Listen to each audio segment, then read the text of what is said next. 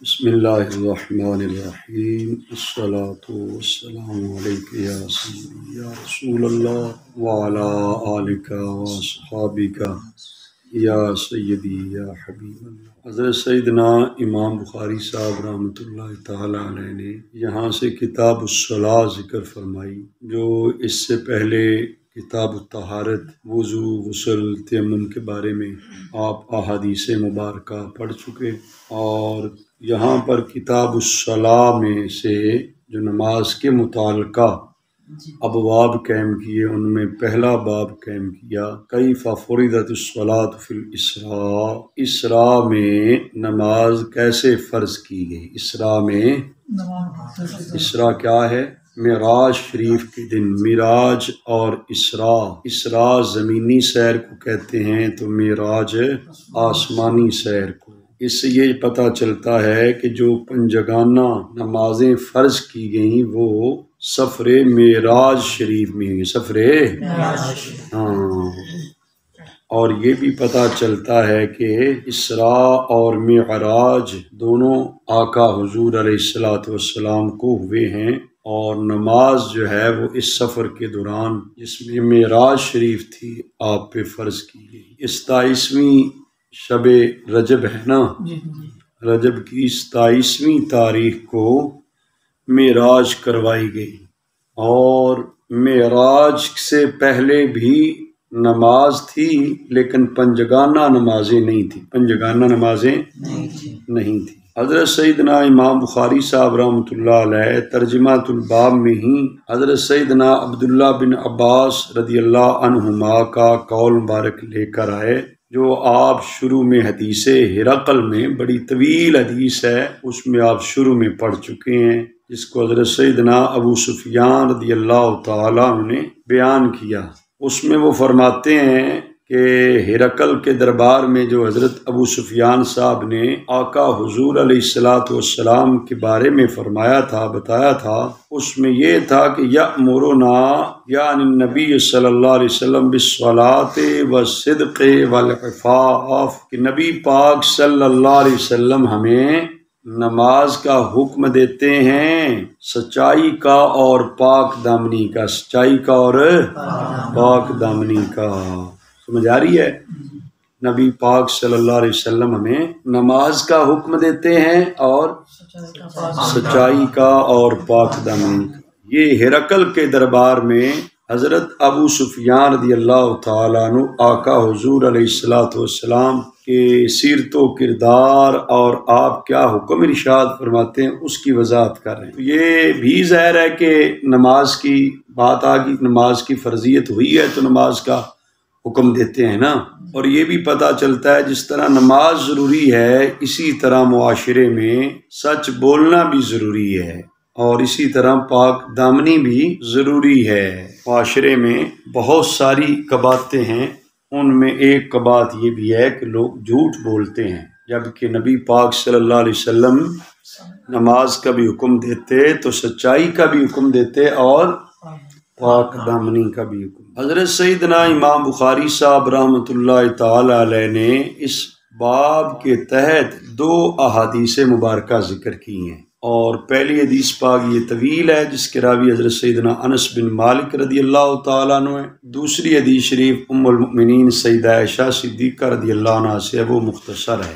حضرت سیدنا انس رضی اللہ تعالیٰ عنہ سے روایت ہے، آپ فرماتے ہیں کان ابو ذر یحدث ان رسول اللہ صلی اللہ علیہ وسلم قال، کہ حضرت سیدنا ابو ذر غفاری رضی اللہ تعالیٰ عنہ حدیث یہ بیان کرتے تھے کہ رسول اللہ صلی اللہ علیہ وسلم نے فرمایا فورجا عن سقف بیتی، حضور نے فرمایا کہ میرے گھر کا چھت کھولا گیا، میرے گھر کا، وَأَنَا بِمَکَّہ، میں کہاں پہ تھا؟ جب معراج ہوئی ہے تو نبی پاک صلی اللہ علیہ وسلم مکہ مکرمہ میں تھے، مدینہ منورہ میں بعد میں ہجرت کر کے آئے، ٹھیک ہے۔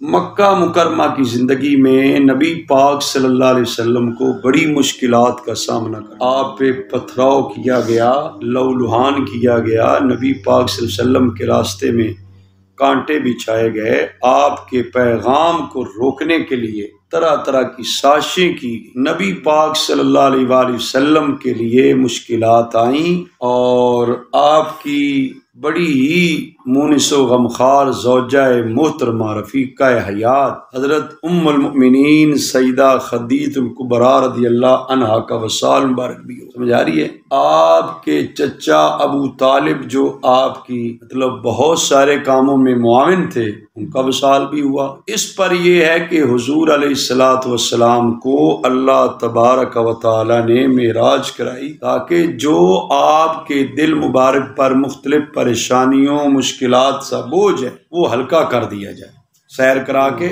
یہ اللہ تبارک و تعالیٰ نے اپنے محبوب علیہ السلام، یہ ایک حکمت ہے۔ ویسے اہل علم نے مختلف حکمتیں بیان کی ہیں کہ معراج شریف کیوں کروائے گی، سمجھ آ رہی ہے؟ ایک حکمت یہ بھی بیان کی گئی کہ آقا حضور علیہ الصلوۃ والسلام زمین و آسمان کے مالک بنائے گئے نا، تو بادشاہ کی جہاں تک بادشاہت ہوتی ہے وہاں تک اس نے وزٹ بھی کرنا ہوتا ہے، دورہ کرنا ہوتا ہے، تو آسمانوں کا وزٹ بھی ضروری تھا تاکہ وہ مخلوق بھی آپ کا دیدار کرے۔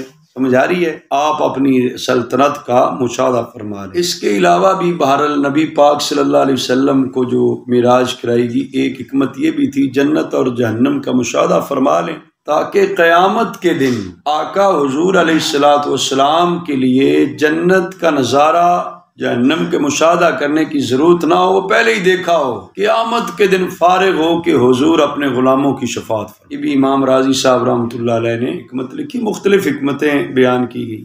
جو نئی چیز بندہ دیکھے نا ادھر توجہ جاتی ہی نہیں جاتی، دلچسپی ہوتی ہے، ابھی دیکھا جائے کیا ہے کیا ہے کیا ہے، تو رب تعالیٰ نے حضور کو بلا کے پہلی ساری چیزیں دکھا دی، جنت و جہنم دکھا دی تاکہ قیامت کے دن حضور کو ادھر دل نہ متوجہ ہو، آپ کا دل مبارک جو ہے وہ فارغ ہو کر اپنی امت کی شفاعت میں مصروف رہے۔ حضور علیہ الصلوۃ والسلام فرماتے ہیں میرے گھر کا چھت کھولا گیا، میں مکہ مکرمہ میں تھا، آقا حضور اپنی پھپھوزاد حضرت ام ہانی رضی اللہ عنہ کے گھر میں تھے نا، دروازہ نہیں کھٹکھٹایا گیا کہ حضور محو استراحت تھے، حضور آرام فرما رہے تھے، چھت کھول کے اندر آئے جبریل علیہ السلام، آ کر کہا کہ اللہ تعالیٰ آپ کے دیدار کا، آپ کی لقاء اور ملاقات کا مشتاق ہے، جو اللہ تعالیٰ کی شان کے لائق ہے۔ سمجھ آ رہی ہے؟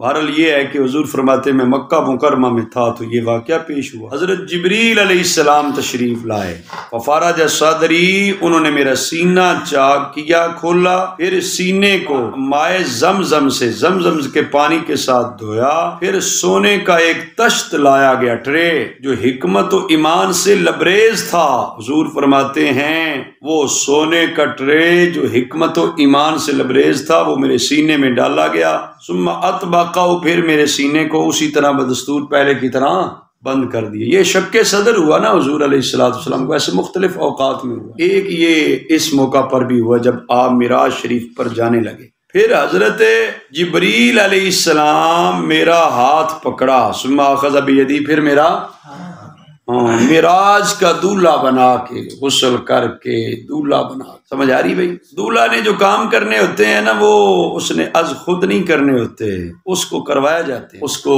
چلانا ہے پھر بھی آرام سے ساتھ چلانا ہے، سوار کرنا ہے، اس کو کچھ پلانا ہے، بات آگی سمجھ؟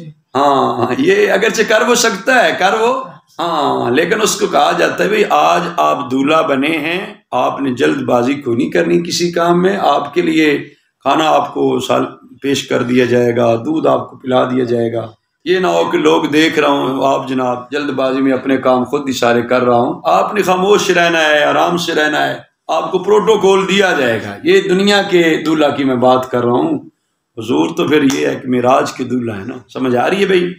آپ کو تو نوریوں کے سردار جبریل علیہ السلام آپ کو ہاتھ سے پکڑ کے چلا رہے ہیں نا، آئیے پیارے چاہیے۔ فعرج بی الی السماء، حضور فرماتے میرا ہاتھ پکڑ کے جبریل مجھے کدھر لے گئے؟ بیٹا حدیث پاک کی کتابوں میں قرآن مجید کی آیت اسراء میں من المسجد الحرام الی المسجد الاقصی والی اسراء ہے، وہ کیا ہے؟ وہ معراج کا ابتدائیہ ہے، زمینی سیر ہے، زمینی سیر کو اسراء بولتے ہیں تو اوپر آسمان والی کو معراج شریف بولتے، تو یہ زمینی سیر حضور نے کی، سمجھ آ رہی ہے؟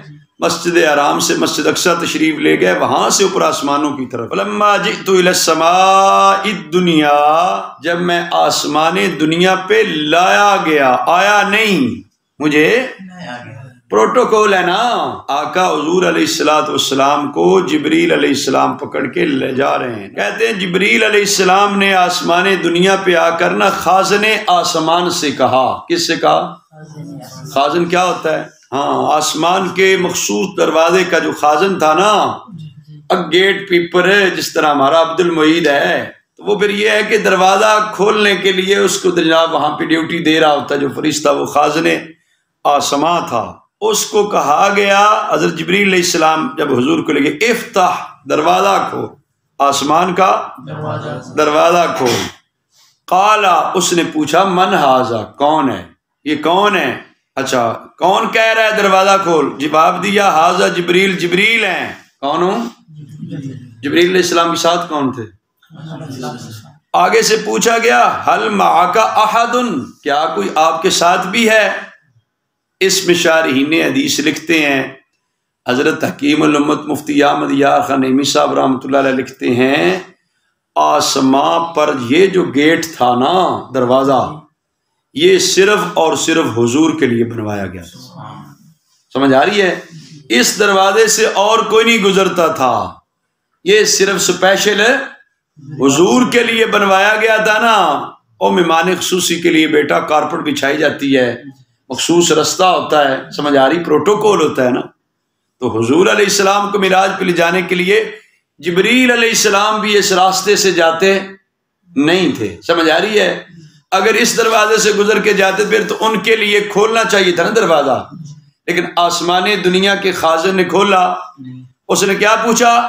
حل معک احد، جبریل تیرا تو پتا چل گیا، تیرے ساتھ کون ہے؟ تیرے انہوں نے جواب دیا، نعم معی محمد، ہاں میرے ساتھ کون ہے؟ پیارے محمد صلی اللہ علیہ وآلہ وسلم۔ بات آئی سمجھ نہ آئی؟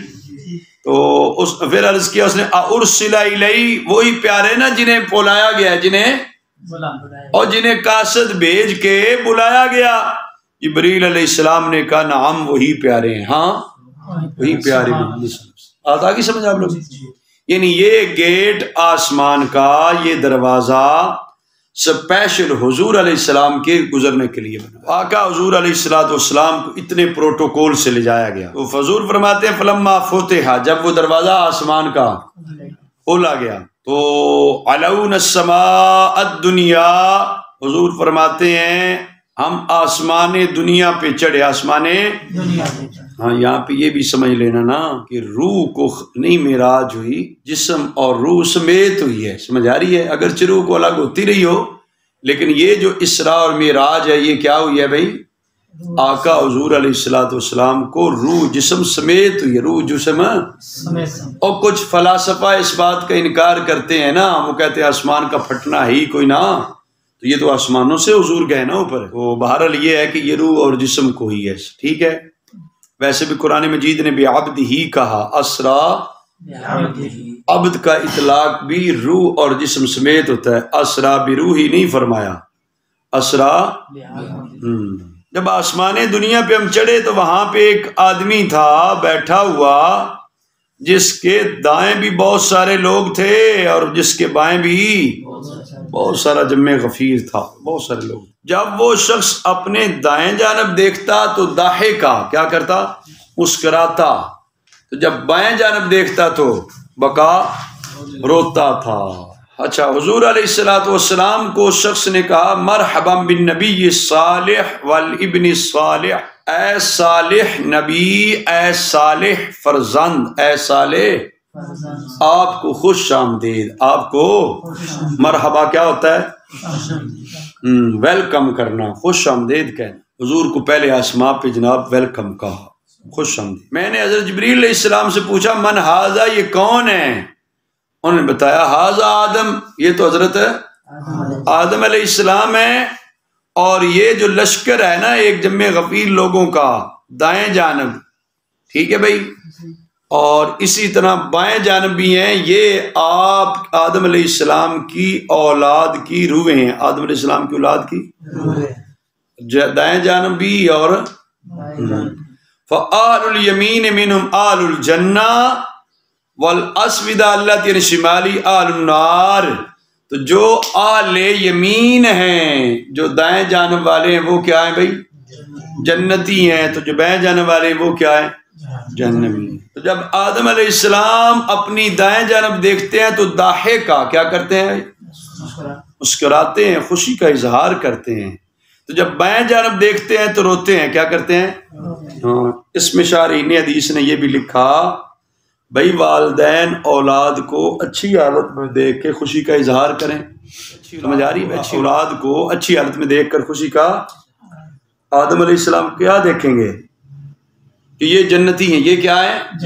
دائیں جانب والے جنتی ہیں نا، بائیں جانب والے جہنمی ہیں، تو ان کو دیکھ کے آپ مسکرائے نا، دیکھ فرمایا۔ اس سے پتہ چلتا ہے کہ اولاد کو اچھی حالت میں دیکھ کر خوش ہونا چاہیے، تو اولاد کو بری حالت میں دیکھ کر کیا ہونا چاہیے؟ افسوس بھی کرنا چاہیے۔ والدین کو چاہیے دعا کریں تاکہ ان کی اولاد اچھے کام کرے اور خوشحال رہے، والدین کو بد دعائیں نہیں دینی چاہیے۔ آگے فرماتے ہیں انس رضی اللہ تعالیٰ جو راوی حدیث ہیں کہ حضور علیہ السلام نے فرمایا حتیٰ عرج بی الی السماء الثانیہ، یہاں تک کہ مجھے دوسرے آسماں پر لے جایا گیا۔ عرج بی، مجھے، ہاں وہ آقا حضور خود نہیں کہہ رہے میں گیا، مجھے لے جایا گیا، پورے پروٹوکول، پورے تمام تذکر احتشام کے ساتھ لے جایا گیا نا۔ تو حضرت جبریل علیہ السلام نے خازن کو کہا افتح، دروازہ کھولی، تو خازن نے پہلے کی طرح ہی کہا، پہلے کی کہ جبریل آپ کے ساتھ بھی کوئی ہے۔ جب بتایا گیا ان کو پتہ چلا تو پھر جناب وہ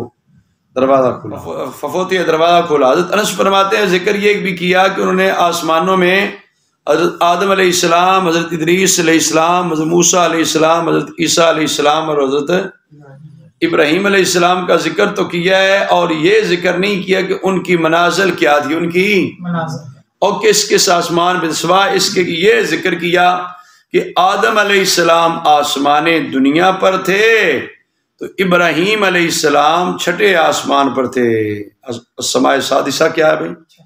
حضرت انس رضی اللہ تعالیٰ عنہ کہتے ہیں جب جبریل علیہ السلام کا گزر ہوا نبی پاک صلی اللہ علیہ وسلم کو لے کر حضرت ادریس علیہ السلام کے پاس، تو انہوں نے کہا مرحبا من نبی صالح والاخ صالح، خوش آمدید نبی صالح، صالح نبی اور صالح بھائی، آپ کو خوش آمدید۔ حضور فرماتے ہیں میں نے پوچھا من ھذا، یہ کون ہے؟ تو جبریل نے بتایا ھذا ادریس، ھذا یہ حضرت ادریس علیہ السلام ہیں۔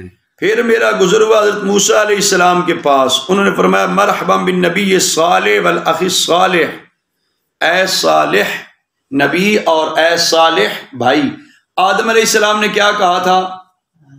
صالح نبی، صالح بیٹے، تو باقی نبی کیا کہہ رہے ہیں؟ صالح نبی، صالح بھائی۔ یہ فرق سمجھ لینا آپ کو، بظاہر دنیا میں آنے کے لحاظ سے حضرت آدم علیہ السلام پہلے نا، تو ان کی اولاد سے ہیں حضور، حقیقت میں تو آدم کی ابوت بھی حضور کی مرہون منت ہے، سمجھ آ رہی ہے؟ آدم کو بھی اللہ نے حضور کے صدقے پیدا کیا نا۔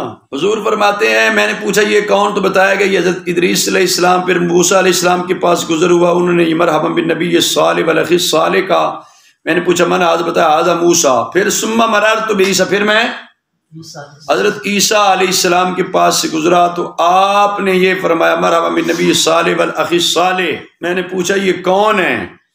بتایا گیا یہ حضرت عیسیٰ علیہ السلام ہیں۔ اللہ بیٹا یہ پروٹوکول ہوتا ہے سارا، سمجھ آ رہی ہے؟ یہ نہیں کہ حضور کو پتہ ہی نہیں تھا، پتہ ہوتا ہے، پتہ ہوتا ہے، بندہ کہتا ہے ہاں جی یہ کیا بنا رہے ہیں، یہ کیا کر رہے ہیں۔ میرے ساتھ بھی کوئی وزٹ کرنے جاتے ہیں نا لوگ، اچھا یہ کیا ہے، اچھا وہ کیا ہے، نظر نہیں آ رہا ہوتا، نظر آ رہا ہوتا ہے، لیکن یہ پوچھنا بھی ایک پروٹوکول کا حصہ ہوتا ہے، سمجھ آئیے؟ ہاں بتایا جاتا ہے جی یہ بلڈنگ ہے، اس کی 2 منزلیں ہیں، یہ ہے تو وہ ہے، جس کو بتایا جا رہا ہے اس کو نظر نہیں آ رہا، بتانا اس کا احترام ہوتا ہے، بتانا اس کا یہ پروٹوکول ہوتا ہے، اس کی عزت ہوتی ہے۔ تو حضور علیہ السلام کو یہ سارا پروٹوکول دیا۔ آگے فرماتے ہیں جی میرا گزر حضرت ابراہیم علیہ السلام کے پاس سے ہوا، انہوں نے مرحبا بالنبی صالح والابن صالح، کہ اے صالح نبی اور اے صالح بیٹے، انہوں نے بھی صالح بیٹے کا ابراہیم علیہ السلام نے، کیوں؟ حضور علیہ السلام حضرت ابراہیم خلیل اللہ علیہ السلام کی اولاد سے ہے نا۔ اچھا کہتے میں نے پوچھا یہ کون؟ تو بتایا حضرت جبریل علیہ السلام نے بتایا کہ ھذا ابراہیم، یہ حضرت آگے بیٹا کہتے ہیں ابن شہاب نے یہ روایت کی ہے کہ مجھے خبر دی ابن اعظم صاحب نے کہ ابن عباس اور ابو عبا انصاری رضی اللہ تعالیٰ عنہ دونوں کہتے تھے کہ نبی پاک صلی اللہ علیہ وسلم نے اس سے آگے یہ فرمایا کہ پھر بھی مجھے اس سے بھی اوپر لے جایا گیا، اور جب بھی یہاں تک کہ میں مستوا پہ چڑھ گیا، میں سنتا تھا اس جگہ پر، کیا سنتا؟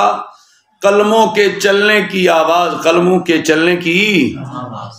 ابن حزم اور انس بن مالک رضی اللہ عنہ نے یہ کہا کہ نبی پاک صلی اللہ علیہ وسلم نے فرمایا فَفَرَضَ اللَّهُ عَزَّ وَجَلَّ عَلَىٰ أُمَّتِي 50 صلاة، اللہ عز و جل نے میری امت پر 50 نمازیں فرض کی، میری امت پر۔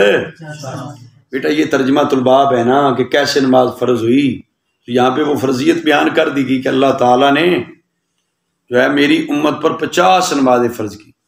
جب میں لیٹ کر واپس پلٹا یہاں تک کہ میرا گزر موسیٰ علیہ السلام کے پاس ہوئے، میرا گزر اللہ، موسیٰ علیہ السلام نے پوچھ لیا ما فرض اللہ لک علی امتی کا، آپ کی امت پر آپ کے لیے اللہ تعالیٰ نے کیا فرض کیا؟ اللہ تعالیٰ نے آپ کی امت کے لیے آپ پر، حضور فرماتے میں نے کہا اللہ تعالیٰ نے 50 نمازیں فرض کی۔ کتنی بھائی؟ 50۔ تو حضرت موسیٰ علیہ السلام نے فرمایا فرجع الی ربک فإن امتک لا تطیق، اے پیارے، حضور علیہ السلام سے موسیٰ علیہ السلام نے یہ کہا کہ اے پیارے آپ اللہ تعالیٰ کی بارگاہ میں جائیں، رب تعالیٰ کی بات واپس لوٹ کے جائیں، آپ کی امت اس کی طاقت نہیں رکھے گی، اس کی طاقت 50 نمازیں دن رات میں پڑھیں تو اس کی طاقت، ہاں یہ ہے حضرت موسیٰ علیہ السلام کی مشکل کشائی۔ بات آگی سمجھ؟ آپ کی سفارش پر آقا حضور جاتے رہے، نمازیں معاف ہوتی رہی یہاں تک کہ 5 نمازیں باقی رہ گئی۔ یہ بھی کہا گیا کہ 4 مرتبہ آقا حضور گئے تو 10 کر کے کام ہوتی رہی، اور یہ بھی ہے کہ آقا حضور جاتے رہے تو 5 تو کتنی بار گئے؟ 9 بار گئے نا۔ اچھا ہو کے آتے 5 نمازیں کام، پھر حضرت موسیٰ علیہ السلام عرض کرتے پیارے مزید جاؤ اور کم کروا کے لاؤ، آپ کی امت اس کی طاقت بھی 45 ہو گئی، پھر 40، پھر 35، 30، سمجھ آ رہی بھائی؟ 9 بار گئے رب تعالیٰ کی بارگاہ، فوادہ شطرہا، تو اللہ تعالیٰ نے کچھ حصہ کم کر دیا۔ پھر حضور فرماتے میں موسیٰ علیہ السلام کی بارگاہ میں آیا تو پھر میں نے یہی کہا کہ اللہ تعالیٰ نے کچھ حصہ کم کر دیا۔ پھر انہوں نے فرمایا راجع ربا کا، واپس جاؤ، آپ کی امت اتنی بھی طاقت نہیں رکھے گی۔ پھر کہتے میں واپس سے لوٹا تو اس سے اور ایک حصہ کم کر دیا، پھر میں لوٹا تو پھر جو ہے وہ پھر کہا موسیٰ علیہ السلام واپس جاؤ اور اب کی بارگاہ میں آپ کی امت اس کی طاقت نہیں رکھے گی۔ کہتے میں جاتا رہا، میں ایک تو موسیٰ علیہ السلام کا شکریہ بھی ہے کہ ان کی مہربانی سے سفارش سے 50 کی بجائے کتنی ہوئی ہیں بھائی؟ 5 ہوئی ہیں، ہماری مشکل حل ہوئی۔ جو لوگ کہتے ہیں اللہ تعالیٰ کے سوا کوئی مشکل حل نہیں کرتا، ہم کہتے ہیں اللہ تعالیٰ کی دی توفیق سے اللہ کے نبی بھی مشکلیں حل کرتے ہیں، ولی بھی کرتے ہیں، عام مسلمان بھی ایک دوسرے کی مشکل کو حل کرتے ہیں، ہاں یہ کوئی شرک نہیں ہو جاتا۔ اور دوسری بات ہے حضور علیہ السلام بار بار جا رہے ہیں، بار بار کتنی بار بھائی؟ اللہ، بار بار جانا تو ایسے لگتا ہے اپنا گھر ہے، سمجھ آ رہی ہے بھائی؟ بار بار جا رہے ہیں رب تعالیٰ کی بارگاہ میں، محبوب ہے نا، رب تعالیٰ کے محبوب ہیں، محبوب بیٹا جا سکتا ہے نا، اس کے لیے رکاوٹیں نہیں نہ ہوتی، اور باقی لوگوں کے لیے رکاوٹیں ہو سکتی ہیں لیکن محبوب کے لیے رکاوٹ نہیں ڈالی جاتی۔ حضور علیہ السلام اللہ تعالیٰ کے محبوب ہیں، حبیب اللہ ہیں، تو حضور بار بار جا رہے ہیں، نمازیں کم ہو رہی ہیں۔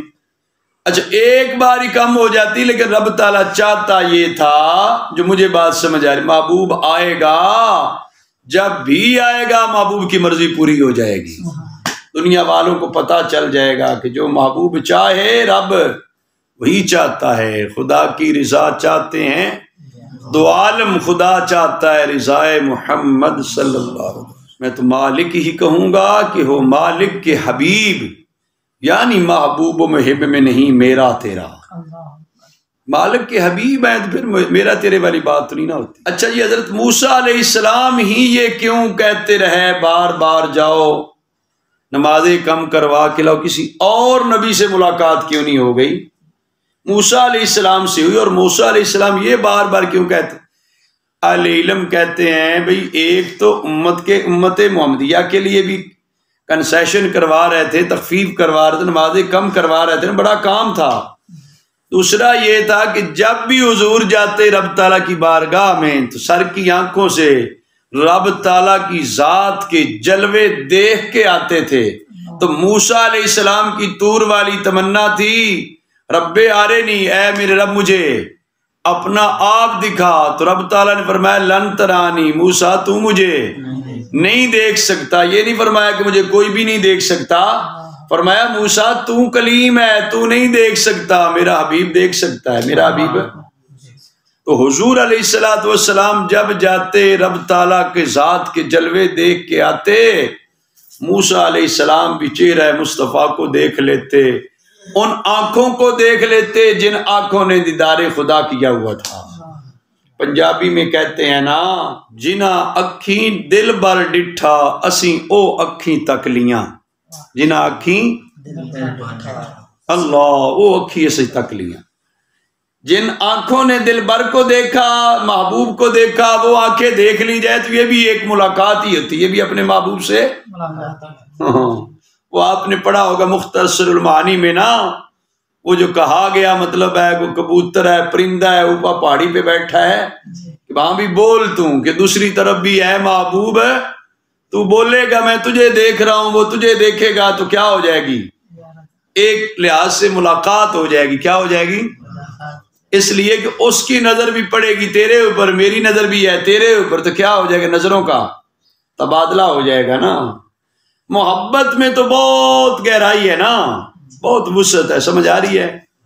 تو اللہ تعالیٰ کے پیارے نبی موسیٰ کلیم اللہ علیہ السلام کی خواہش تو تھی نا رب تعالیٰ کا دیدار ہو، لیکن رب تعالیٰ نے فرمایا موسیٰ تو نہیں دیکھ سکتا۔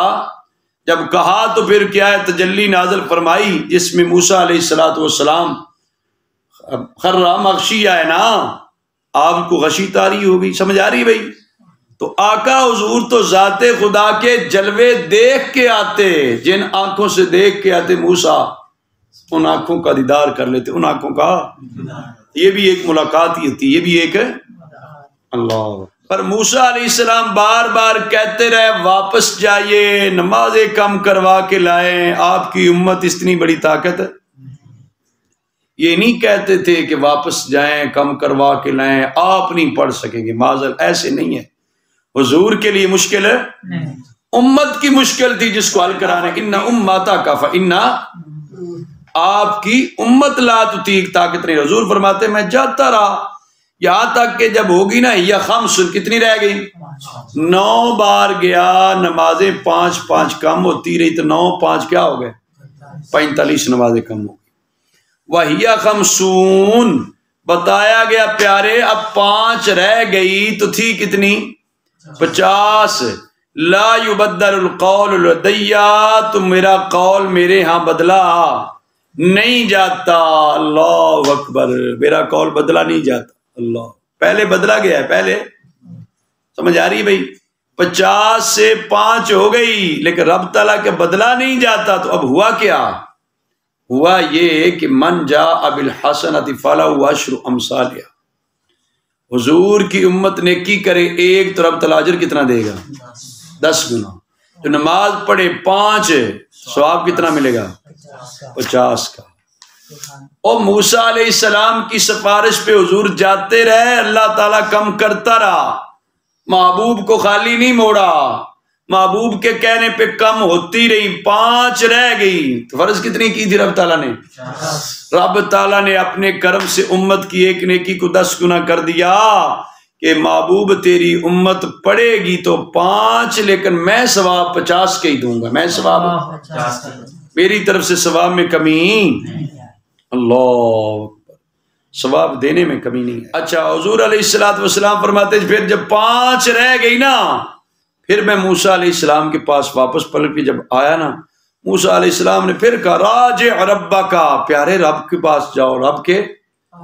حضور کہتے ہیں فرماتے ہیں میں نے کہا استحییت من ربی، اے پیارے موسیٰ مجھے اپنے رب کی بارگاہ میں اب واپس جاتے حیا آتی ہے۔ کتنی رہ گئی تھی؟ میری امت 5 بھی نہ پڑھے حیا آتی ہے. سمجھ آ رہی بھائی؟ ہاں، یہ نہیں حضور نے فرمایا. یہاں نقطہ یاد رکھیں، جب موسیٰ علیہ السلام نے کہا 5 رہ گئے تو واپس جائیں رب کی بارگاہ میں. سمجھ آ رہی ہے؟ حضور نے یہ نہیں فرمایا کہ میں جاؤں تو میری بات سنے گا نہیں، رب تعالیٰ قبول نہیں کرے گا، یہ مراد ہے یہ نہیں کہا، بلکہ عرض کی استحییت من ربی، اے موسیٰ اب تو مجھے میرے رب کی بارگاہ میں جا کر یہ کہتے ہوئے حیا آتی، یہ کہتے ہوئے کہ میری امت جو ہے وہ 5 بھی نہ پڑھ سکے. سمجھ آ رہی بھائی؟ حیا آتی ہے. پھر حضور علیہ السلام فرماتے ہیں مجھے لے جایا گیا، مجھے لے جایا گیا ان طلق بی، یہاں تک کہ مجھے سدرۃ المنتہا پہنچایا گیا. کہاں بھی؟ 7 آسمان کے اوپر ہے نا بیٹا، سدرۃ المنتہا. اللہ، یہاں سے آگے کسی کی کوئی گزر نہیں ہے. وغاشیہا الوان، کئی رنگوں نے اس کو ڈھانپ رکھا تھا. لا ادری ما، یہ میں نہیں جانتا وہ کیا تھے. حضور علیہ السلام فرماتے ہیں پھر جو ہے مجھے جنت میں داخل کیا گیا، اس میں لولو کے جناب لڑیاں تھیں، اور اس کی مٹی جو ہے کستور کی جیسی تھی. مٹی کیا تھی؟ کستوری، مسک، کستوری جو خوشبو نہیں ہوتی، وہ اتنی خوشبودار مٹی تھی. تو جناب موتی اور کیا کیا چیزیں جنت میں. اس سے پتہ چلتا ہے نماز فرض ہے. پنجگانہ نماز کیا ہے؟ دیانتداری سے پڑھنی چاہیے، 5 وقت کی پڑھنی چاہیے. ہر نماز کو 10 گنا لے کے جائیں ثواب 50 کا ملے گا. سمجھ آ رہی ہے؟ جتنا اخلاص زیادہ ہوگا اتنا ثواب بھی زیادہ. یہ جو انبیاء کرام علیہ السلام ملتے رہے حضور علیہ السلام کو آسمانوں پر، وہ زمین پر بھی تھے تو حضور پر ادھر بھی ملے، آسمانوں پر بھی. وہ مسجد اقصی میں بھی ملے یا نہ ملے؟ اس کے متعلق امام بدر الدین عینی رحمۃ اللہ علیہ فرماتے ہیں قل، تو میں کہوں گا الانبیاء احیاء، اللہ کے نبی کیا ہوتے ہیں؟ زندہ ہوتے ہیں. نبی پاک صلی اللہ علیہ وسلم نے نبیوں کو حقیقتاً دیکھا ہے، ان کی صرف حیت بنا کر دی گئی، ایسے نہیں تھا. رآہم النبی صلی اللہ علیہ وسلم حقیقتاً، حضور علیہ السلام نے نبیوں کو موسیٰ علیہ السلام کے پاس سے جب گزرے نا زمینی سیر میں، وَهُوَ قَائِمٌ يُصَلِّي فِي قَبْرِهِ، وہ اپنی قبر میں کھڑے ہو کے نماز پڑھ رہے تھے. پتہ چلتا ہے اللہ کے نبی زندہ ہوتے ہیں. یہاں پر بھی دیکھا. پھر جب چھٹے آسمان پہ گئے نا موسیٰ علیہ السلام، وہاں پر بھی استقبال کے لیے تشریف فرما. معراج کے دولہا بنائے گئے حضور، ہر آسمان پہ جناب سیر کروائی گئی. سدرۃ المنتہا سے آقا حضور کو اوپر لے جایا گیا. اللہ. اچھا، حضور علیہ السلام فرماتے ہیں کہ مجھے جنت میں داخل کیا گیا، مجھے جس میں حبائل اللولو تھے اور جناب اس کی مٹی خوشبودار تھی. اگلی حدیث پاک کے راویہ حضرت ام المؤمنین سیدہ عائشہ صدیقہ رضی اللہ عنہا ہیں. آپ فرماتی ہیں اللہ تعالیٰ نے نماز کو جب فرض کیا تو 2 رکھتے تھی، حضر میں بھی اور سفر میں بھی. آپ فرماتے ہیں سفر کی نماز تو 2 ہی رہی. سفر کی نماز دوگانے ہی پڑھتے ہیں نا، 2 رکھتے ہیں. اور اللہ تبارک و تعالیٰ نے جو باقی نماز ہے نا حضر کی، اس میں اضافہ فرما دی. اس میں کیا کر دیا بھائی؟ اور سفر 2 ہی رہی تو حضر کے اندر حضر کی نماز کے اندر اضافہ کر دیا گیا. یہ نماز کی فرضیت کے متعلق تھا. سمجھ آ رہی بات؟ جس کے تحت 2 احادیث مبارکہ لائے. اللہ تعالی ہمیں بھی نماز کی پابندی کی توفیق